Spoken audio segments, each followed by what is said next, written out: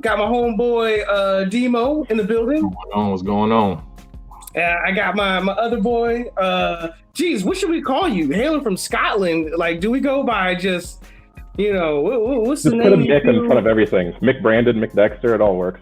Mick Dexter Brandon. Mick Dexter, Mick Douglas Brandon. You can call me Dex, that's cool.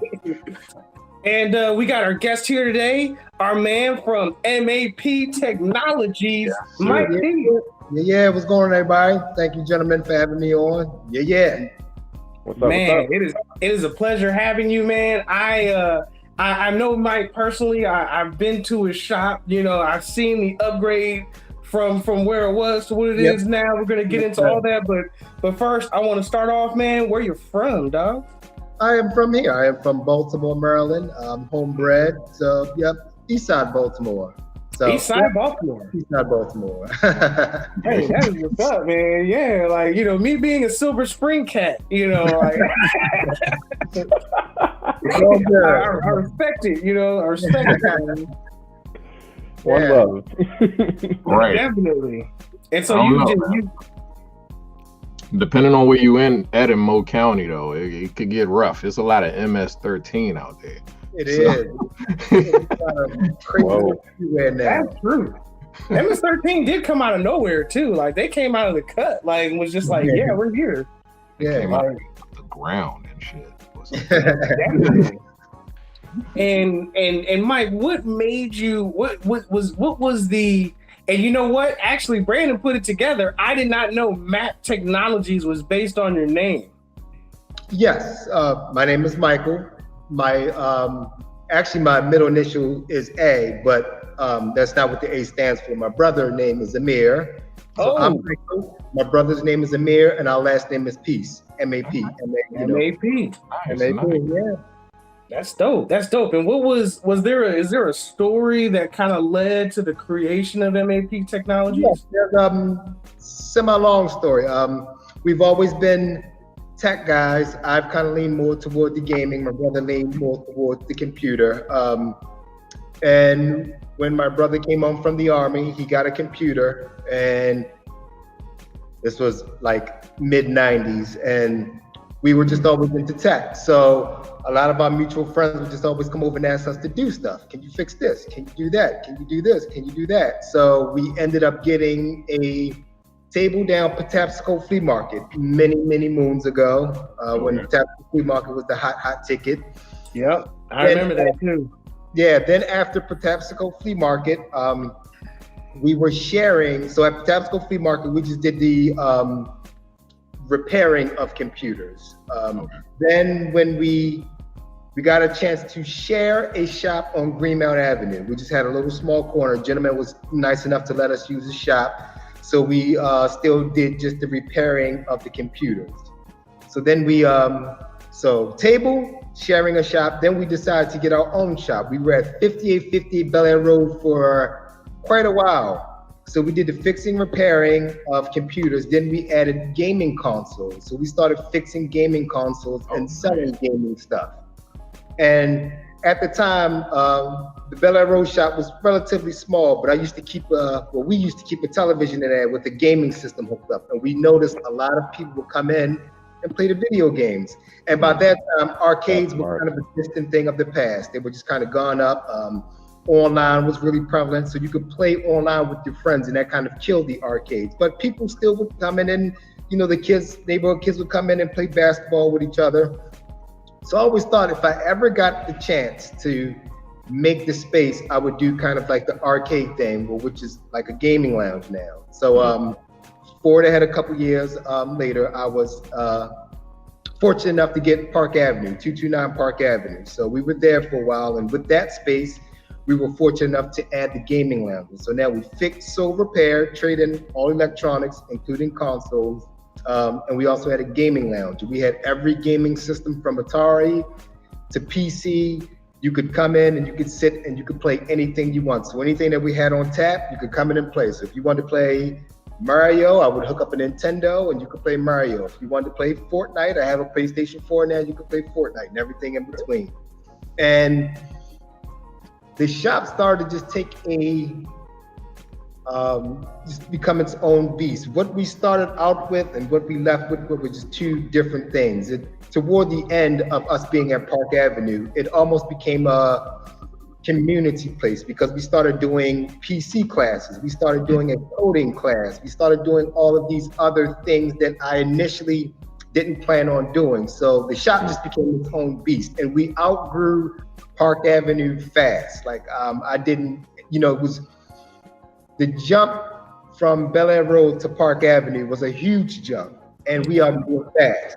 Mr. White, you've been in there a few times. You've seen it 3 floors, about 1,200 square feet each place. So we had about 3,200 square feet, give or take, for the whole, all 3 floors. So wow. We just made another jump to 322 West Baltimore Street. And as Mr. White can attest, it's huge. This place is huge. This place is huge. So it's a very big undertaking. We're going to do everything that we were doing at Park Avenue, just bigger and better, and just bring everything that it has become into fruition. As you can see behind us, 2 of my friends help us help. We have our own little podcast, the MAP Technologies Podcast. And is that the name of it? What are you playing right now? What's that? Yes, that's the podcast. We do it once a week. I just sit on there and look dumb, and Brian and John do everything. So Could you give us a quick story about it, like the what are you playing right now? Well, actually, personally, what are you playing right now? But also, I want to know about the podcast too.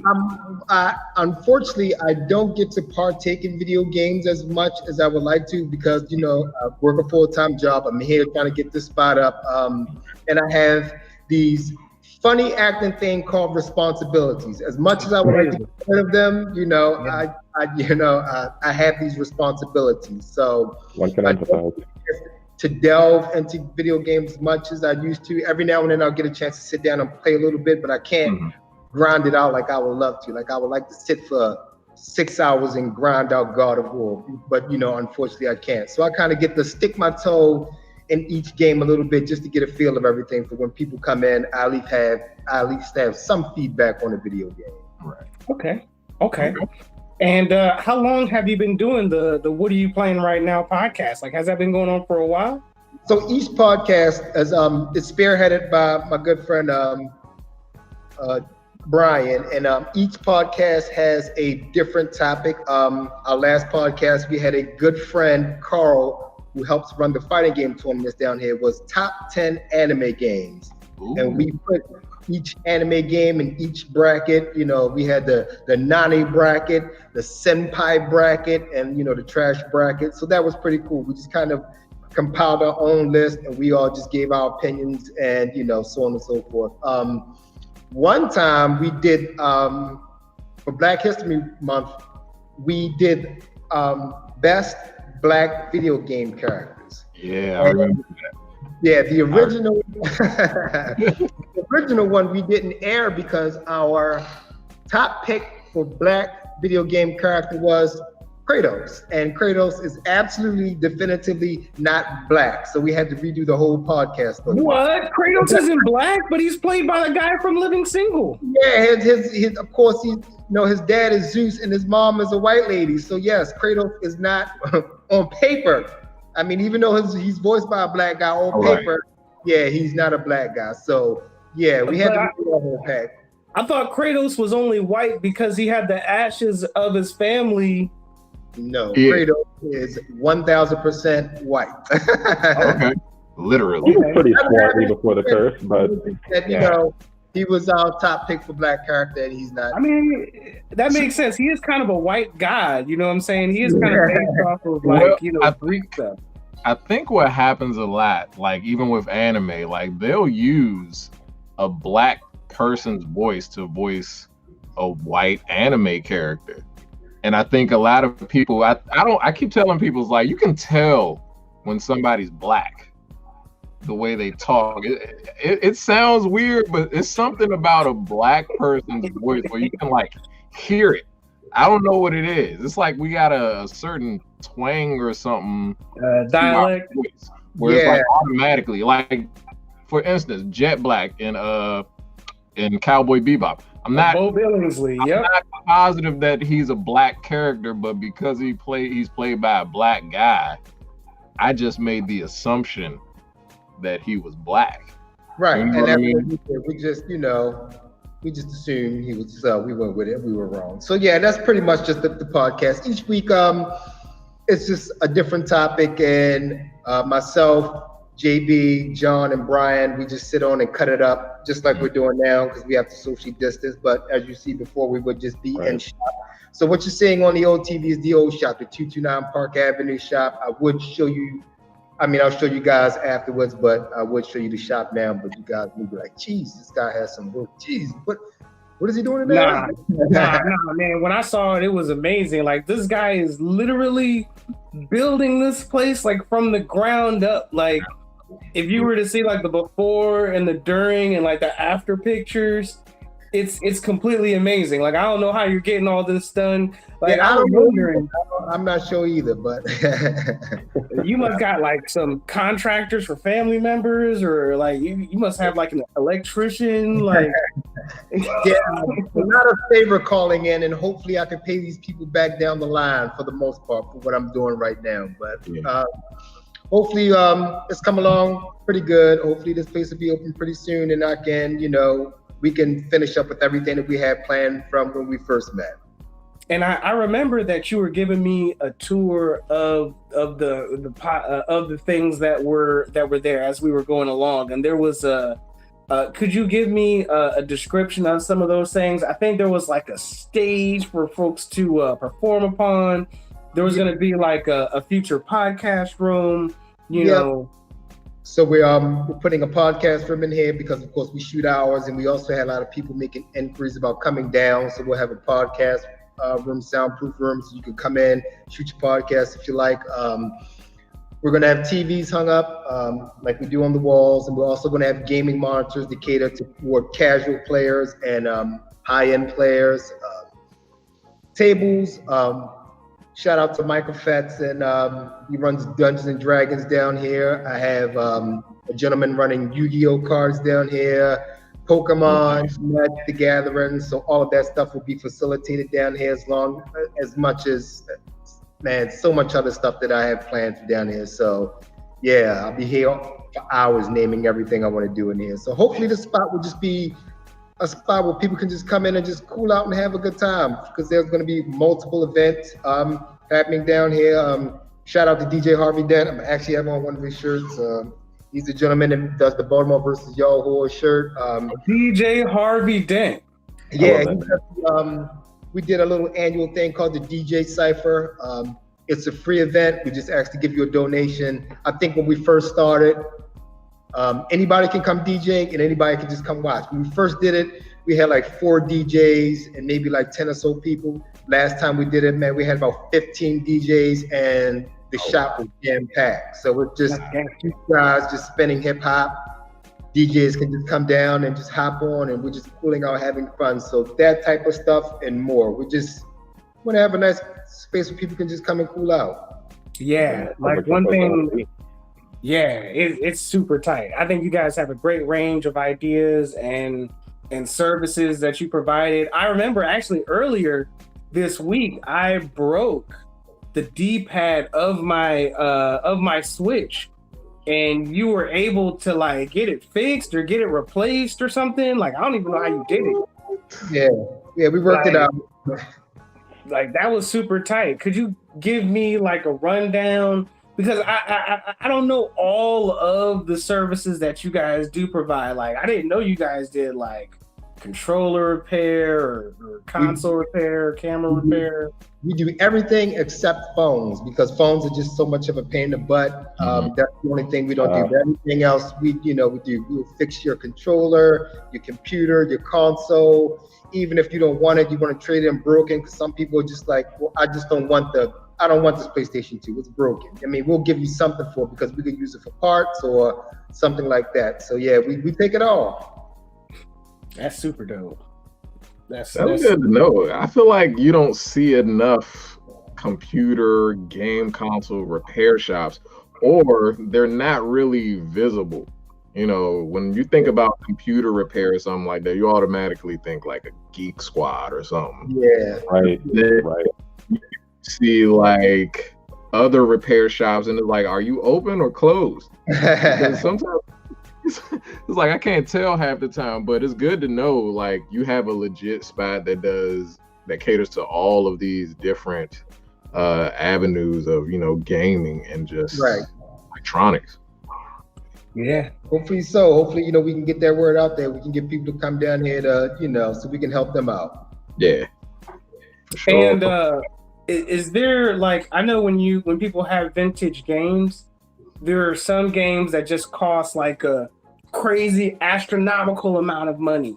You know what I'm Case saying? if you have Smash Brothers for GameCube, you're probably looking at $50-$60 right there.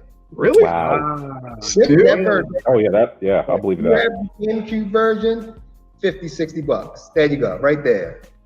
I still have That's that. still Keith's tournament play to this day. Yeah.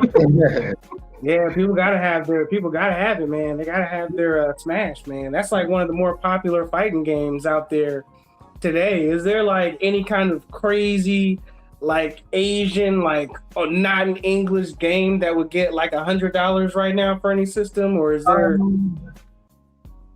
I would have to double check, but there's a Japanese version of Fist of the North Star. It's a 2D fighting game. I think that goes for a lot of money. There was a fighting game out a good ways back. Sega made it. It was called Rumblefish. Again, another 2D fighting game that went for pretty good money.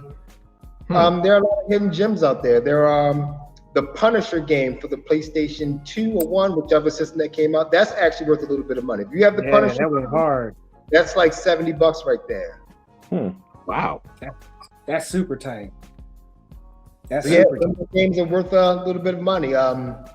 Someone just sold a pack of the original Pokemon cards, the whole like pack still sealed for $480,000.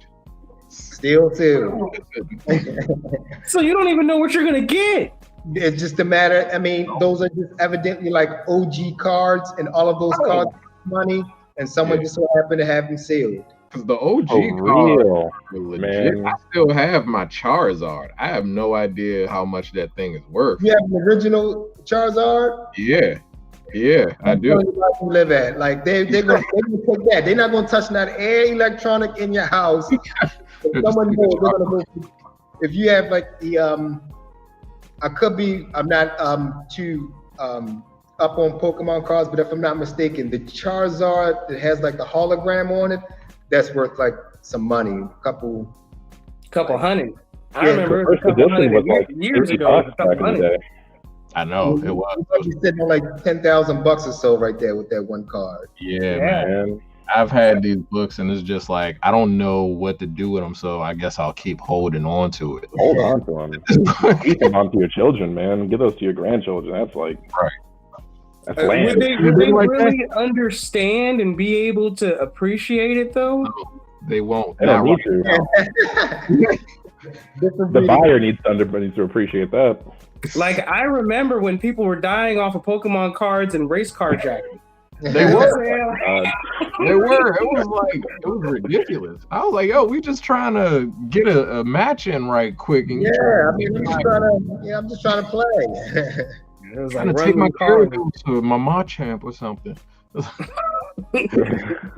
Yeah. So it's cool to start doing that stuff like that. I have one of the kids that's actually running the Yu-Gi-Oh tournament as a kid that I taught when I first started in schools. Oh, nice. And I remember, of course, the first couple are slow. And if you ever go on the any of our social media pages, you'll see old pics. I remember like I went up because this is at the 229. We were upstairs and I went up and there's like 20 or so people in there, and these guys are just in there just like banging out Yu-Gi-Oh cards. And I'm like, wow, this is cool. Like, there's actually like a community about it, and they've been harassing me like, when are you getting the place open so we can get back down there? I'm like, all right, I'm fine. It's almost like an underground cult, almost. I didn't expect it to pick up as quickly as it did. Like he came in, he did 2 of them, And then next thing you know, he's like inviting me to this page, and they're like on the page trading cards. You know, more people are coming in. They're like meeting up, and they're just coming down, and they're just like, you know, doing a card. You know, he gives like little prizes for each time you win. So that's tight. That is. I want to run into a person that just has a deck in their back pocket, just like waiting for. I thought you were about to say like the armrest things ready to go. Like a match can start at any moment. I got to be ready. Yeah, I'm ready. It's time to do it. Oh man! So you guys, not only do you have card competitions, but you guys also have a variety of video game competitions as well. So you guys have the Madden competitions, Madden 2K, fighting game, Fortnite, and again, once we get Call of Duty. We're just gonna Call of Duty. We're just gonna do everything that we were doing more and just bigger, because now we have the space to facilitate more when COVID isn't happening and the world will open back up. How y'all handling that? Yeah. How you guys dealing with that? Yeah, how you guys dealing with the COVID environment? How you guys getting by? This close from trying not to strip. This close though. My fans only say no strap. I mean, I don't even know if it's a male fan. You know, I may pop up. I don't know what I'm gonna do because I'm old. Besides falling pee on myself. Well, maybe it might be, you know, it might be a fan base for that, because I ain't gonna do nothing but fall off. Hey, man, you'd be surprised. You know, all you can do is, you know, just, you know, fight the good fight, and that's what we're doing. You know, I'm just trying to muscle through this and, you know, just try to, like I said, bring all this stuff to fruition. So, I think this COVID is just hitting everybody. I have a few friends that are trying to open up a business, you know, a few friends that are in business, and everybody's just trying to make do. So do you have, and I don't have this in here, so I understand if you don't have an answer for it, but do you have any advice that you would give out there for other entrepreneurs, other, you know, business owners, you know, stuff to do to kind of, you know, make it through this hard time? Stick with it. Do everything that you can. Make do. I know that's not a lot, but literally that's all that people are just doing. A saying that my buddy used to say, and his saying was, if you can't hold on, hang on. Yeah. And I can understand that right now. If you can't hold on, you know, hang on. And that's what we're trying to, you know, to do here. It's I like that. You know, that's better than stripping of the strap. You know what I'm saying? Like one or the other.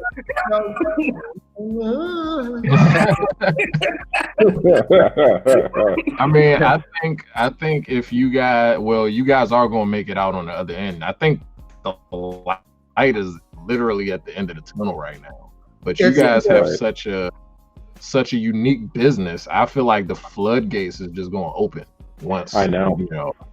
Yeah, and like I said before, this isn't actually, like I said, this place kind of took a life of its own. This isn't initially what I had planned. I had something else planned, but people were just coming in and you almost have to placate to the customer. You know, they're coming in and the kid was like, well, right.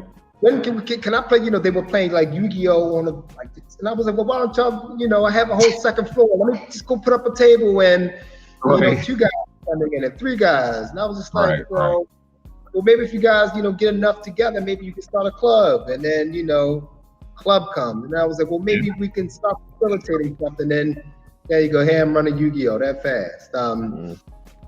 The gentleman that runs D&D, I did an event called Lo-Fi Video Game Night. And again, if you go on the page, we would just play the Lo-Fi hip hop, turn the lights down and put like the RGB lights to kind of give that vibe. And some new Jabez. Stuff like that. And, 2 quick stories. The first time I did it, I named it Friday Night Lights. The first time I did it, we have a usual customer base, but 2 people actually came for that. One person came by mistake, and then one person came for it. And I was like, well, maybe, you know, I'm just like, well, I did it one time, it just didn't work. So my buddy was like, well, stick with it. and just stick with it. I mean, you hear Friday night, you have just stick with it because the regulars are gonna come. Yeah. So I kind of stuck with it. I changed the name from Friday Night Lights. Same thing. Instead of Friday Night Lights, I changed it to Lo-Fi Hip Hop Night. So and I remember my brother came in one time, and I was like, "Hey, I set up for Lo-Fi. I have to run out. I'm gonna come back in like an hour or two. No problem." So when I came back, there were people standing outside. I just don't like people standing outside. Why don't they go? Because they just stand outside, just right. Look, I'm like, man, go inside, like go. And when I walked in, it was jam packed. And my brother was like standing outside because there's no room. We can't let anybody in. Wow. And I was like, Dang. Wow. So I went. That's the opposite of a problem. I mean, lo-fi itself speaks to a certain person's soul. Like, Well, yeah. I love you for lo-fi, man. like just changing the name to that, I'm sure people were like, "Yo, I gotta go. I have to be there." Yeah, we did a shout out to Mike John. He came down as a photographer that comes in the shop all the time because the third floor we use as a photography studio. And I asked him to shoot a video, and he was standing around. And then he always calls me Mr. Mike because I'm old and he's not. And he was like, "All right, Mr. Mike, I'm done." I was like, "I didn't see you pull out a camera." And he sent me like the video 2 days later, and without doing like a promo, the video got like 4,000 views. And I think that's really what kind of like stepped it up. And, he did a really nice job. And it was just a quick 30-second promo. He's just kind of coming in the front door, and the guys are playing video games, and they're like going back and forth. And because on Fridays, the fighting game guys come down. They have their joysticks. And when he's coming out, he's doing like a spin out, and the video, promo just did really good. And I think that's kind of what set it up. So, yeah. So you got like the Friday night fights kind of thing going on. Oh yeah, the fighting game guys come down here and play. So I would go around to other businesses and pass out flyers. So I'm in another place. I ain't gonna say their name because I don't want them to get no business because they can't do what I do. Don't give them no interview. Don't give them no interview. Small guys, I'm gonna let get a name, but the big guys, they got already. And I would always go in and drop flyers off because I did repairs, and he would kind of send people my way because they don't do repairs. So I come in, I need flyers. So I come in and I'm telling him about the fighting game stuff. And the guy's like, "I'm good in Tekken." I said, "Man, you think you good in Tekken?" I thought I was good in Street Fighter until I played these guys in Street Fighter. And then the guy turned to me and said, "I'm just okay." I said, "Okay, well, that's my Street Fighter career." And and he was like, I'm good at Street Fighter. So this is what I'll do. I say on Fridays, we'll run. So we have weekly tournaments and then a monthly tournament. A weekly tournament is just like quick. We may run like 1 or 2 games, but the monthly tournament is an all-day thing. We're in from 12 o'clock in the afternoon to 9 o'clock at night running fighting games. So that's the monthly. But the monthly has like the big pot. The weekly is just like everybody puts in. I said, so come down Friday. I say, not only will I let you in for free, I'll pay your thing to get in. So I don't want to hear any excuses, And sure enough, these guys will come down here and get the hell kicked out of them. I seen those guys play. Like they got hands. Like I was seeing some guys play Marvel vs. Capcom 2.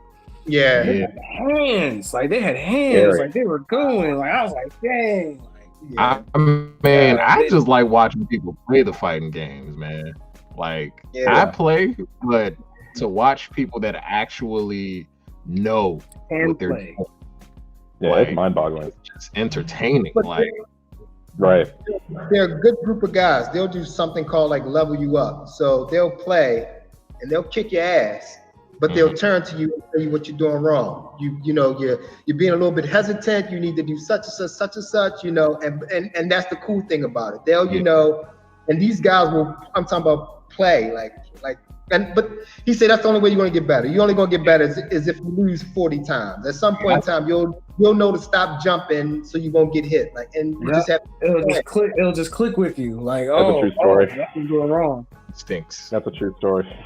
Yeah, Brandon, you're good now, aren't you? Yeah. Oh no. But no, I mean that shop is such a positive aura because coming from the story that you're telling here, I am thoroughly impressed. Oh man, like I love Mike's community. Like when I come there, it's just like it's like watching a black version of Cheers. Like people walk in, you know what I'm saying, tap up, like, hey Mike, what's good? Like what's good with you? And then they take a seat somewhere and they talk off with someone else. And it almost sounds like a Dave and Buster's, but with like an actual pulse, with a heart to it. Like if you've been to a Dave and Buster's recently, you've been let down recently. Yeah. Like there's no fighting games. They have like big, things where you can play Fruit Ninja and crap like that. Right. I mean, man, like I don't want to hop a flight. Too, see, that's where I think the appeal of actual arcades could come back, especially with the fighting games.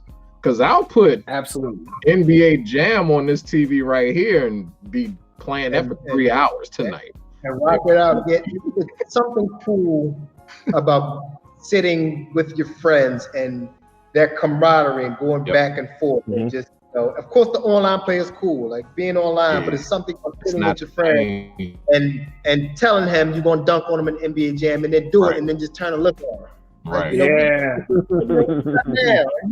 all right, run it back. I feel like you can't feel that energy when you online. Like it's really impressive. Like you might, even when you're playing with people, like it's just not the same. It's not the same energy as when you sit next to somebody and you playing a Street Fighter or a Tekken or Mortal Kombat. I was playing that 2 weekends ago at my buddy's house, and I'm like, we've been playing this for 3 hours. I would have never done that if I was online playing it. Never. But I feel like that energy is what keeps you, in the arcade or in the lounge like you have. And it's just, that's the missing link, I think, in the gaming. Like I know we like I want to play online, but I feel like the in-person and the tournaments is really what keeps it all alive. Really. And it also brings me to a question is like, we're seeing the light at the end of the tunnel with this whole COVID business. But when we do start up and when you do start having events and people come in, what kind of precautions do you have with the COVID, everything? Like, does everybody have to wear a mask when they come inside? So I think it's so big that we're able to still facilitate things and still have social distancing. Yeah, places huge. So for an example, the Elite Feud, I had a couple guys in here Friday. It was literally just 4 of us, but they're sitting, far enough, and just gauging that I can probably have the number of people that I had at Park Avenue and socially distance here. Mm-hmm. So I can have the same capacity that I had there in here and for it still be, safe. Because once I open back up, I have dispensers at each thing. I'm going to recommend customers bring their own controllers, but I have wiping stations at each thing so the person can wipe the controller off. And of course, when they turn the controller back in, I'll wipe it off. So I have all of those precautions if COVID if COVID is still a thing, and I don't think it's going anywhere anytime soon as slow as the vaccinations are going out and so on and so forth. So I've already kind of incorporated that into the happenings of this place. That's awesome, man. That's good. So with everything going on, I'm sure you're familiar with PS5 and the new Xbox coming out. Mm-hmm. And like nobody being able to get none anywhere at all whatsoever. Not I don't know who, but some people have not been able to procure one. And do you have any advice, not for me, but for the other people out there, of getting one from your perspective? Like, it's just a waiting game and just getting lucky as of right now. It's just supply and demand. I mean, I literally me myself, but I haven't really been trying to get one. It's just luck of the draw. I've heard of people getting 2, and of course, nobody getting 0. So it's just having your street to the ear, because sometimes some people will be like Walmart or Best Buy will say, in an hour, we'll have PlayStations online, and just getting online and trying to get one.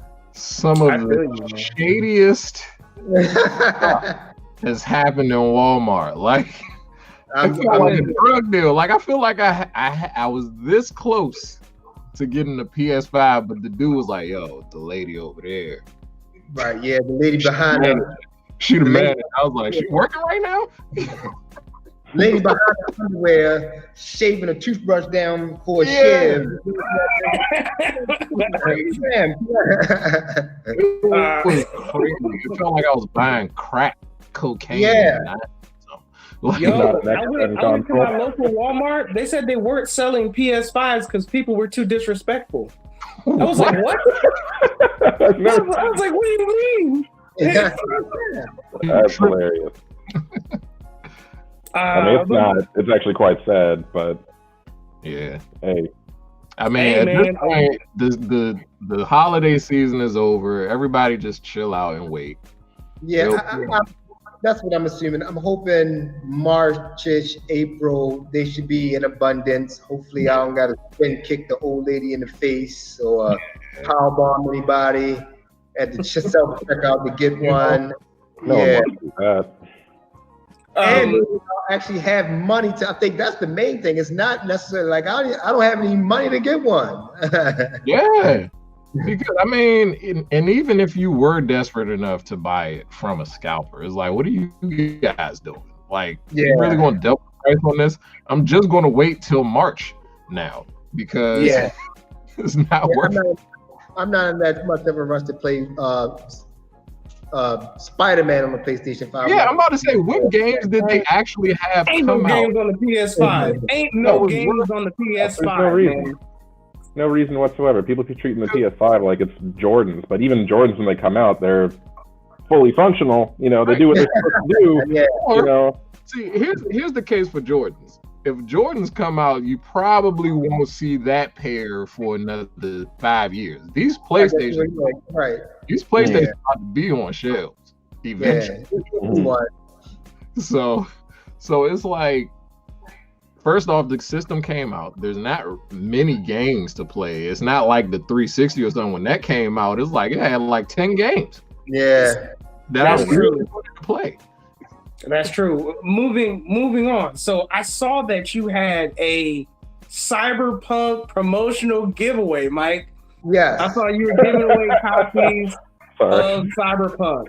Yeah, how do you feel about it now? After everything came out about it, there's a lot of news about Cyberpunk.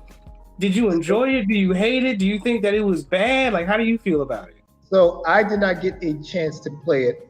My gaming PC, which was once state of the art when I went to go check it, is now recommended.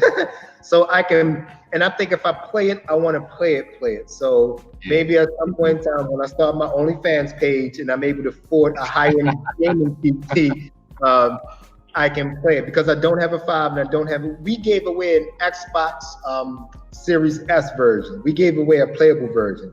Okay. So the PlayStation 5, the Series X, and the PC version are all, for the most part, playable. It is the PlayStation 4 and the Xbox One version that are just like unplayable. So I hear. I hear they're supposed to be fixing it, but it's going to be a while before they fix it. So did you hear about the recent articles? I can't keep up. Which article? So it turns out that the demo that they came out with was fake, and that they were pretty much programming a vicious demo to hype everybody up so that they'll play it. You know what I'm saying? So all the developers came out and was like, instead of really working, they had us just setting up this commercial to make us look good.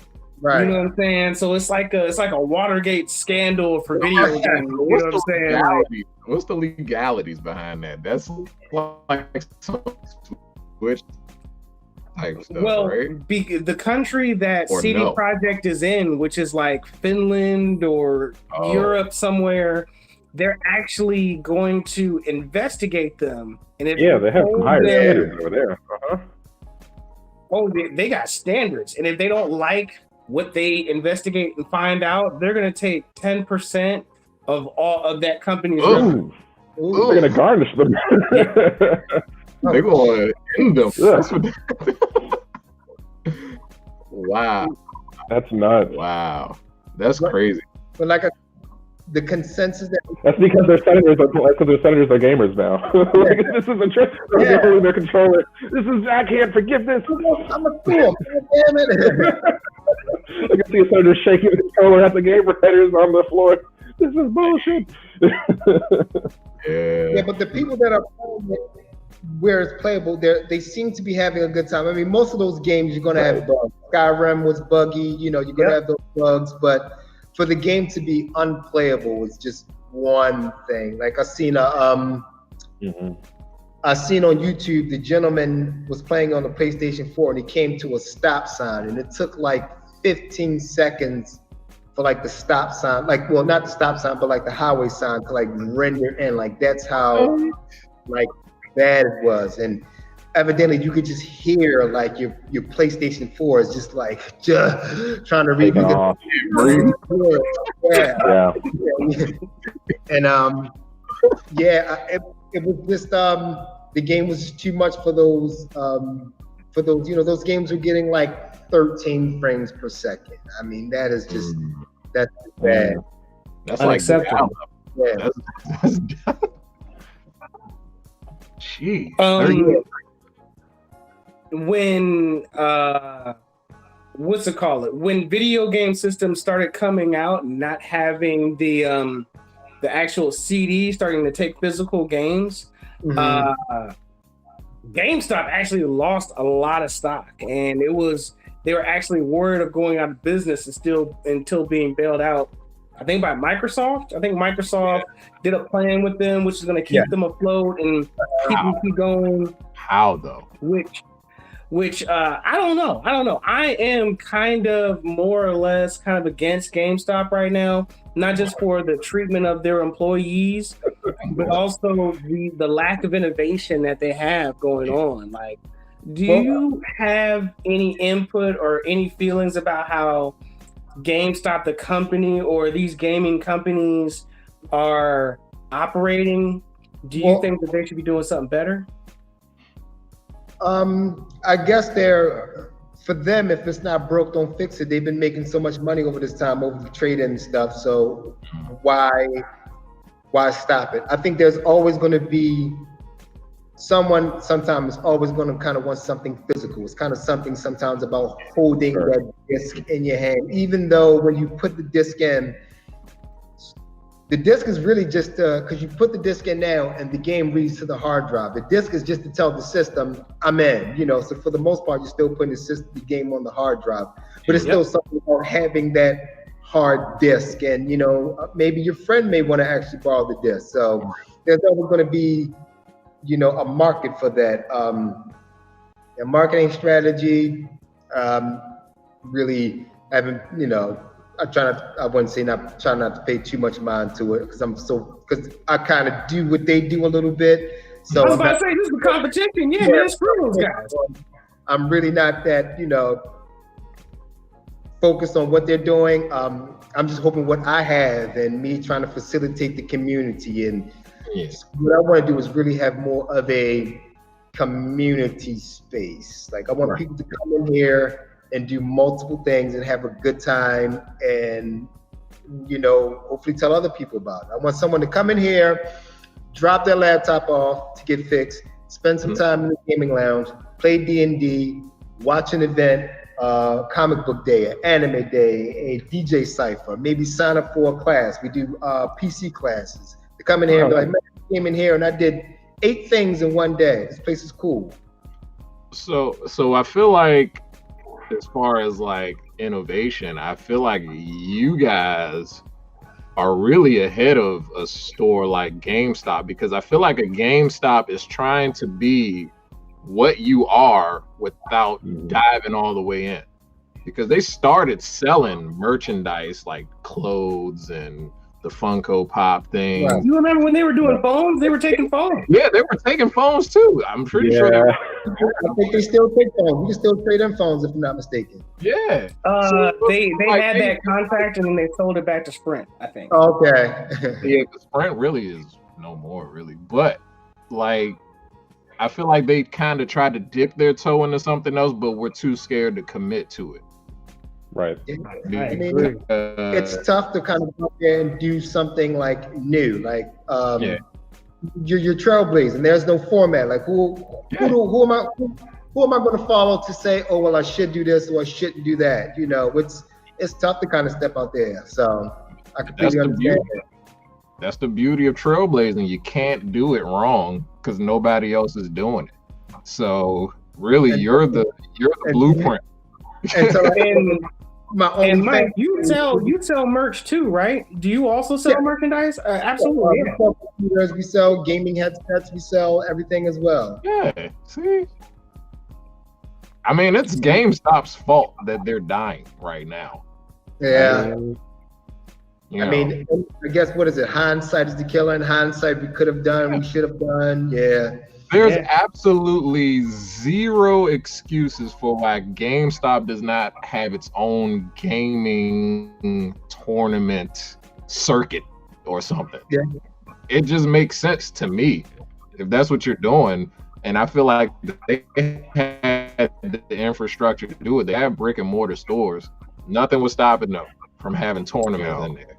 They literally legally refused to do so. I actually early on we were trying to look for places to have tournaments, and I reached out to GameStop corporate. You know, if you try hard enough, you can find somebody, and they literally said they don't want to take the risk or be responsible for holding events at their establishment, and they feel as if, you know, they won't get anything out of it. Kind of like a screw your community kind of deal. Like, we don't care about you enough to even give you the time of day for even trying to do how something. do you not take advantage of your connection to video games and starting a Marvel versus Capcom tournament or league? Well, but I can take a shot. I can take a shot in the dark on it. I think GameStop's problem is space. You know, Mike's got space. GameStop does not have any space. Well, it depends, though. Depending on what store you go into. Yeah, I've been into some closet GameStops. Yeah, for a tournament for a turn. I have heard of GameStop doing stuff like well, I don't know if they do this individually, but I remember because I have a friend that's a manager of one, and he kind of like looks out for me on some stuff. But they'll do like Madden tournaments there. Like when Madden comes out, they'll do Madden tournaments. You know, they'll have to do it smaller in rotations, but it's still a feasible thing. But there are people out there doing big tournaments. You have there's this thing called Evos. I don't know if it's short for Evolution. Oh yeah. I'm familiar with Evo. Funny story. A couple of years ago, I don't know why I did this.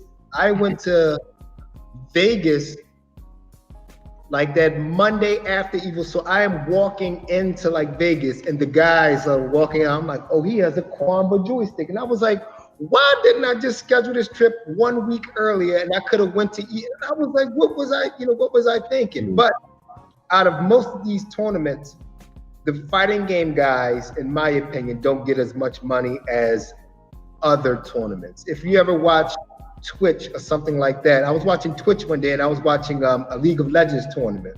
Yeah, those guys make bank.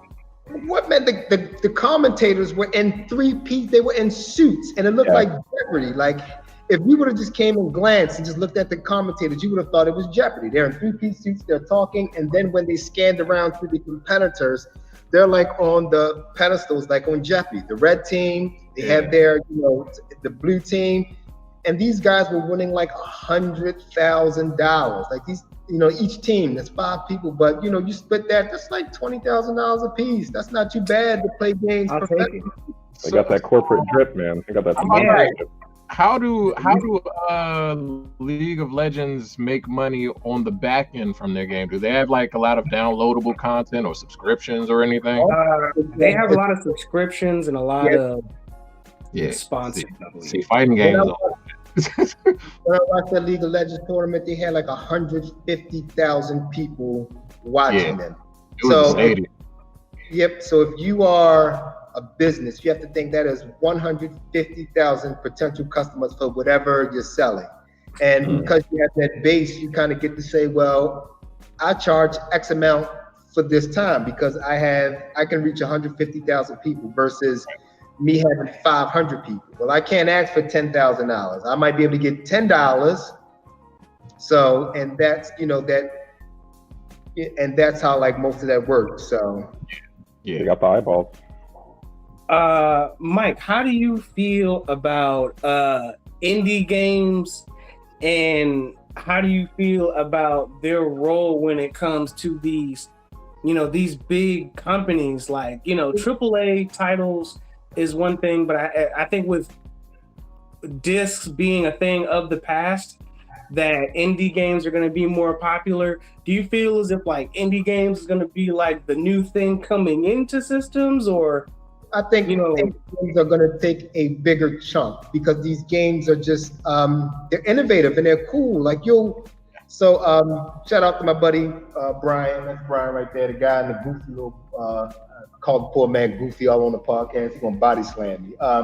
That's Brian. Brian is a big indie game guy, so he will absolutely be the person. But you'll play some of these games, and they're comparable or almost as fun as some of these AAA games, and then 2 people made the game. Like 2 people sat and made this game, and because it's easier now, especially with the retro thing coming back. So it's easier for 2 guys to sit down and make a game that looks 16-bit, and they can do whatever they want to do. Like these Metroid games where you can just 2 guys playing it, or even Hades is fantastic. Hades is one of the best games I've ever played. Even though Nintendo like smacks people's peepees for doing that, like some guy made a Pokemon game, like and it's a full Pokemon game, and of course when they put it out, Nintendo was quick. They can't send cease and desist letters out quick enough. They thought we got to get this, Yeah, so fast they sent it in person. That Pokemon play, that's their bread and butter right there. Right. They don't want anybody, and I get you don't want people infringing on your on your trademark, but it's going to show you that that's the innovation that these indie people are bringing. These guys are bringing their A1 stuff, making these games, and these games are like great. So they're definitely doing more with less. I think that's my favorite thing about indie games. They don't have million and one layers and shades and mesh detail here and there, but like Hollow Knight is gorgeous. Hollow Knight is fantastic. My boys were playing something called Bendy and the Ink Machine. I think that ended up scaling up to be one of the games they put out on disc, but then you have the guy that made the Five Nights at Freddy stuff. That was a 8-bit or 16-bit game. Like, yeah, guys are doing it big. I think he even has books now. Wow. There's definitely money in it. And I hope that with more places like Mike's, that the new hustle for a kid growing up, instead of, working at McDonald's, he can join up with his friends, and then they can make a video game with the 5 of them, split the money, and then just, ride that coast instead of, just working a week after school gig, really being able to leverage those skills. Last year we did a coding and gaming camp. So kids learn how to code, and they made their own game. It was just a basic game. It was actually just another Flappy Bird game, but they got to see how to code and what kind of steps you could do to kind of get into like gaming. And those are the things that we want to start facilitating down here at the shop, getting kids in here to start coding and start learning about some other stuff. We're playing these video games, well, let's see how they work. Let's get you to make it. Shoot, teach them the fish. Yeah, I would teach them the fish, man. Drive my kids down here, man. I got 3 boys, and all they do is play Fortnite. It drives me crazy. Yep. That's actually a pretty good game. Roblox. Roblox is actually a pretty good game to kind of get into, kind of like learn about making some stuff. You can make some stuff in Roblox, and that kind of, again, gets your palate wet into like making stuff. The guy that made Minecraft made it in 1 week. I mean, Minecraft. Crazy. Minecraft was like Legos for adults at first, and then the kids got a hold of it, and I think the kids are what started doing the crazy stuff. And in a week, and he made millions. Literally 1 week, 5 days, 5 7 days. Yeah. I ain't mad at it. So one thing that we as Co-Play Media would definitely, we were talking about it earlier before, and would definitely like to do in the future would be for us to hold events at your place as well. I would love to have. You know what I'm saying? Like I wanna have people be a part of the game lounge. I want to have tournaments. I want to have like a concert of dudes rapping about anime and video games as people are playing anime and video games, and there's a tournament that's going on. You know, I want the full money, and we're definitely planning on having it in the future. We're still getting stuff in the works. Yeah. You know, we still got some planning to do. I know you still have stuff to do on your end as far as like preparation and making it pretty and all that good stuff, getting the electronic stuff together. But we also just want to let everybody know that we plan on doing that, and that is coming, and to look out for it, and it's going to be out there. I have no idea how much time we have, but with the time that we got, is there any kind of shout outs or any kind of plugs? I noticed you mentioned your homies behind you. Where can we find out more about you, your store, upcoming events? Just, you know, anything you want to tell to anybody, you know, shout outs, whatever, go. Plug those pluggables. Yep. So our new space is 322 West Baltimore Street in Baltimore, Maryland. We're right in downtown area, right across the street from the Roll Farms Arena. So we're not too far from that. You can catch us on Facebook, Instagram, and IG at MAP Game Tech. So that's our handle on all of that. You can check our podcasts out and most of our events that we do in store. MAP Technologies on YouTube, MAP Game Tech on Twitch. So our handle on every social media is at MAP Game Tech except YouTube, MAP Technologies. Shout out to Brian and John. Those are the two gentlemen that I'm up there with.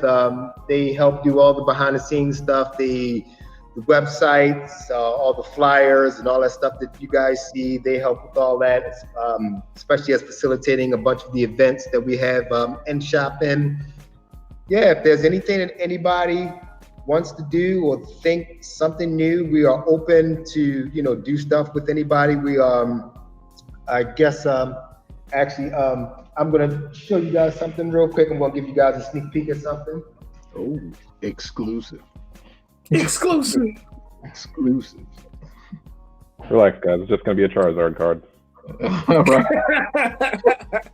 Like I got one first edition holographic. Oh man, yo, it's dope. This lounge with all the space, it's gonna be dope.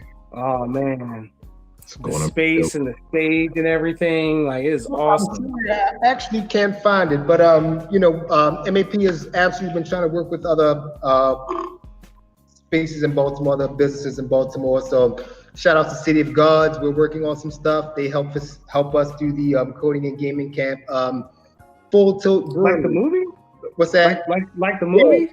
Yeah, their shop is called City of Gods. They sell clothing and stuff like that. So yeah, they're doing Hollins Avenue, not too far from downtown as well. MAP and Full Tilt have a collaboration beer, so we have a beer named after us. It should be coming out. Yeah, we have a beer called 8-Bit awesome. So yeah, I had alcohol content on that. I had it right there. I'm sorry. My man got his own beer. What's the alcohol? I mean. Yeah. Oh, yeah. Our name, 8-Bit Hazy Day. It has the kind of like the Nintendo on it. So yeah, we're just looking to build the brand and get us out there so we can start doing dope stuff here in Baltimore City. Sounds like y'all already on it. Yeah, y'all legit. Yeah, you guys got it, man. I didn't know y'all had your own beer, man. Yeah, we haven't officially announced it, so you guys are the first ones to know. So yeah, within the next week or so, we're gonna officially announce it. So it should be in store shelves soon. Oh, soon. Yo, Mike, I gotta try some of your beer, man. I'm gonna find it. I'm gonna hit you up later on, find out where it's at, grab me a couple. No problem. It's been a pleasure having you, man. It's been amazing talking to you about all this stuff and getting your expertise. Nice meeting you, Mr. Brandon. And Andre, is that your name? I can't see my Andre. Yeah, nice meeting you. Hopefully, you guys will make it down to the shop sometime, and you know, I can do a tour around. We definitely Absolutely, will. For sure. Yeah, absolutely. So I want to just thank you guys for coming. Thanks again for being here. And in the words of Last of Us, man, endure and survive. Endure and survive. Yes, sir. That is good. Thank y'all.